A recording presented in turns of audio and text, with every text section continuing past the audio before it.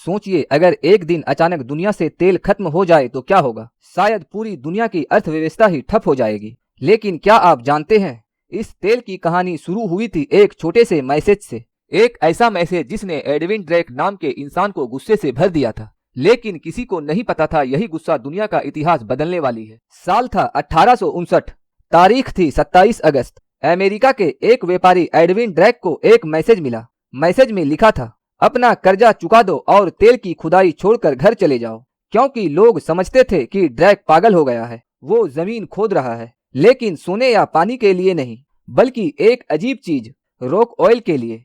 ये भूरे रंग का कच्चा तेल था जिसकी जानकारी 1850 के दशक में पेनिसोनिया से आई थी।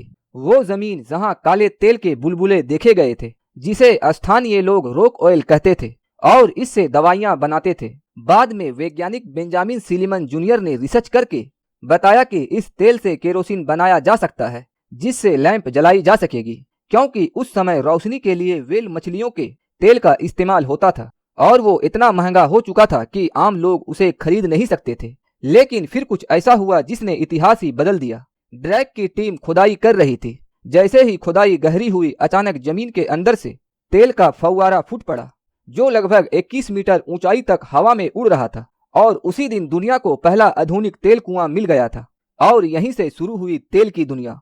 इस खोज ने सिर्फ कारोबार नहीं बदला, बल्कि व्हेल मछलियों की जान भी बचा ली और इंसानी सभ्यता की दिशा भी बदल दिया। लेकिन असली ड्रामा तो इसके बाद शुरू हुआ।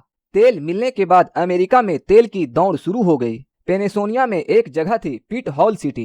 पहले वहां 50 लोग भी नहीं रहते थे, लेकिन तेल मिलने के बाद सिर्फ एक साल के अंदर वहां 10,000 लोग बस गए। 50 से ज्यादा होटलें खुले, टेलीग्राम सेंटर बनाए गए। कुछ लोग अचानक करोड़पति हो गए थे। लेकिन ये शहर तेल पर ही टिकी हुई थी और जैसे ही तेल खत्म हुआ, सिर्फ एक साल में उसकी चमक भी खत्म हो गई। लेकिन तब तक दुनिया में तेल की भूख बढ़ चुकी थी। धीरे धीरे दुनिया को समझ आने लगा कि तेल कितना ताकतवर है। आज हालात ये है कि दुनिया की 1/3 ऊर्जा जरूरत तेल से ही पूरी होती है। कार से लेकर ट्रक तक, मालवाहक जहाजों से लेकर जेट विमान तक, सब कुछ तेल पर ही चलता है। यहाँ तक कि प्लास्टिक भी तेल से बनती है।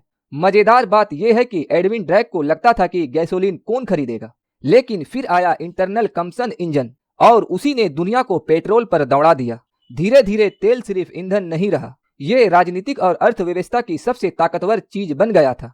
1973 में जब कुछ अरबी देशों ने अमेरिका को तेल बेचना बंद कर दिया, तो सिर्फ 6 महीने में तेल की कीमत $3 से $12 प्रति बैरल पहुंच गई थी और पूरी दुनिया में आर्थिक मंदी आ गई। कई अर्थशास्त्री तो ये भी मानते हैं कि 2008 की वैश्विक मंदी के पीछे भी तेल की बढ़ती कीमत का हाथ था। तेल ने सिर्फ अर्थव्यवस्था ही नहीं, दुनिया की रणनीति भी बदल दी।